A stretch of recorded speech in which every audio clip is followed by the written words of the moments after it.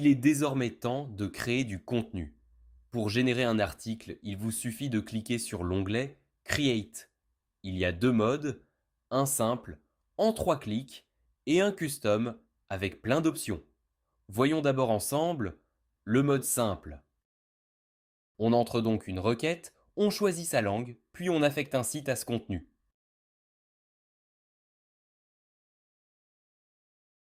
Au départ, vous n'avez pas de site, voyons comment le créer.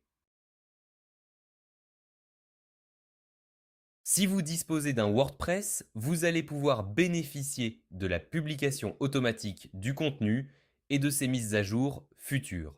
Pour cela, téléchargez notre plugin WordPress et installez-le dans vos extensions. Vérifiez bien que l'extension est activée et correspond à la dernière version. Ici, nous avons la 4.1. Si vous aviez déjà installé notre plugin, surtout désactivez les anciennes versions afin de ne conserver que la dernière. Ensuite, dans votre WordPress, vous allez dans Réglages, Perroquet afin d'afficher le plugin URL et le code API. Vous copiez ces deux champs dans votre interface Perroquet. À partir de là, vous n'aurez plus besoin de retourner sur votre WordPress pour publier du contenu. Si vous n'avez pas de WordPress, remplissez juste le site name. On a donc entré notre requête, choisi une langue de sortie et affecté ce contenu à un site. On va donc maintenant cliquer sur le bouton Create pour le générer. Ceci va prendre 1 à 3 minutes en fonction de la complexité.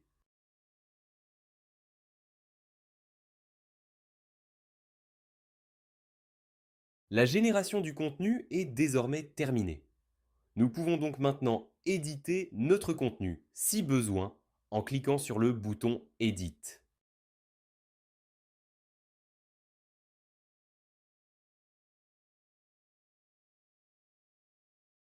Nous allons maintenant le publier sur notre WordPress en cliquant sur le bouton Share. On va choisir la catégorie et l'auteur à attribuer cette publication. Attention à ne pas bloquer votre API REST WordPress via un plugin de sécurité pour les catégories et les auteurs, sinon on ne pourra pas les récupérer. Choisissez si Publish ou Draft et envoyez-le. Si vous choisissez Publish, il sera immédiatement publié. Si Draft, alors vous devrez le réviser sur votre WordPress. Utile si vous avez des rédacteurs. On retrouve bien notre article automatiquement publié dans la bonne catégorie avec le bon auteur. Son titre, son contenu, son image à la une, tout est parfait. Et là, on est en mode simple. Vous verrez que les articles peuvent avoir plus d'enrichissement user, qui est la base aujourd'hui avec le custom mode. Comme vous le verrez sur le premier champ, c'est soit une requête qui va scrap les premiers résultats de Google pour obtenir la data, mais vous pouvez aussi entrer une URL. Ici, entrons une URL et demandons l'article en portugais.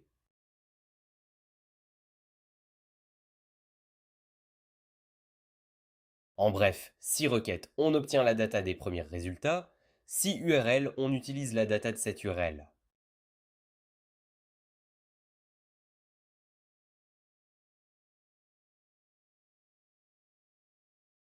On a donc bien notre article réécrit, et ce n'est pas de la traduction, mais un nouvel article issu de la data de cet article, en portugais.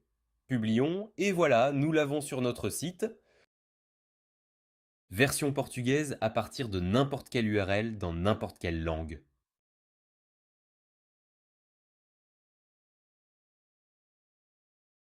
Allez, on se retrouve dans le prochain tuto, les amis!